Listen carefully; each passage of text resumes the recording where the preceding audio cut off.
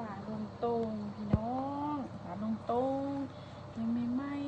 หักอันมันไม่ได้มีตัวใหญ่ดอกอันนี้นะมันมีแต่ตัวน้อยๆแต่ว่าหักยังไม่ไหม้อยู่ได้โอ้ได้หันเต่าได้หันตัวเต่าปีนี้นะ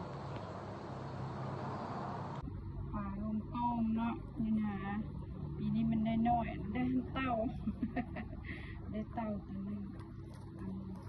มันยังเต้นพยงคงเคงอยู่ได้นี่นะเล่นว่าอันนั้นยังมีไม้มันฮ้อนสิปิ้งปลาตำมะคุ้งสิไปแม่นมะคุ้งก่อนสิไปเอามะคุ้งในหน้าบ้านมะคุ้งก็ไม่ได้ซื้อหรอกเนาะมะคุ้งก็หลายปลาน้อยนะมะปิ้งตำมะคุ้ง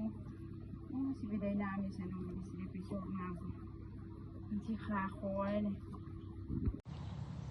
มาเอามะคุ้งเนาะมะคุ้งกำลังอ่ะนะมันบ่ทันได้สุกคักปานใดได้สุกแล้วก็ได้คลิปชีเด็ดเอาต้นนี่แหละมันค่อยเตี้ยเด้มันบักหุ่งมันมีแต่หน่วยบักใหญ่ๆเนาะหน่วยบักใหญ่ๆตามเลยปิ้งปลา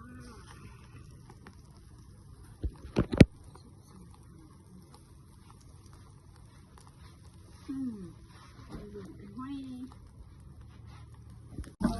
มาแล้วคือละน้อย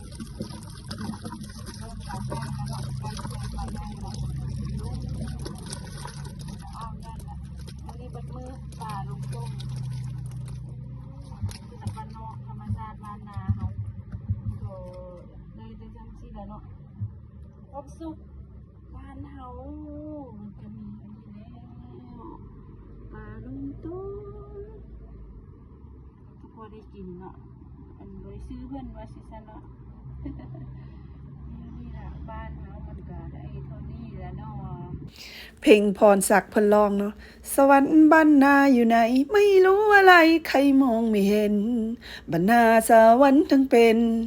บ้านนาสวรรค์ทั้งเป็นถ้ามองให้เห็นแล้วจะมีความสุขมาเด้อกินปิ้งป่าทึกโต้งใส่โต้งเอาป่าก็ใส่อยู่แถวนี้ได้พี่น้องใส่น้ำคลองนี่นะน้ำคูน้ำคลองน้ำหนองบัวนี่พี่น้องยามน้ำมาป่าก็หลายเนาะธรรมชาติก็สวยงามดอกบัวก็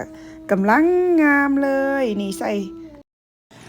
อันนี้เป็นคูคลองเนาะจกขึ้นให้ทางแล้วก็สิเป็นหนองนะเป็นหนองอยู่ข้างคูนะแล้วก็เอาบัวมาปลูกใส่พี่น้อง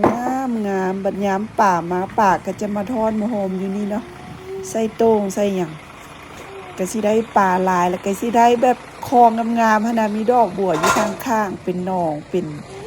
ฟางเบื้องนั้นก็สิเป็นสวนหมากไม้พี่น้องอันนี้ก็คือว่าธรรมชาติบ้านนาเนาะ